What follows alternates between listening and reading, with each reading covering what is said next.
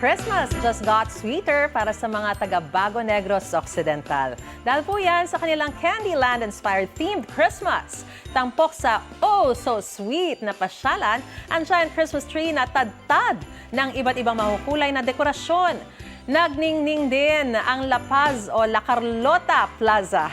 Highlight ng kanilang Christmas Festival of Lights and Music 2025 ang pagpapailaw sa giant Christmas tree. Nagala-lighted castle din ang kanilang munisipyo. Simbolo raw ito ng pagbangon ng lungsod pagkatapos ng mga dumaang bagyo. Under the Sea Creatures naman ang patok na decoration at display sa Plaza ng Sagay. Favorite spot ng mga bisita ang jellyfish-designed na Christmas tree. Sa Tacurong, Sultan Kudarat naman, Sugar Rush ang inabot ng ilang residente at turista. Yan ang kanilang Candy Wonderland-themed Christmas Village. Tampok dyan ang mga naglalakihang lobo, donut, candies, ice cream, cupcakes at lollipops. May Christmas tree at malapalasyo ring binudburan ng tsokolate at may drummer boys pa. Extra special din ang pamamasyal doon dahil sa libreng snacks.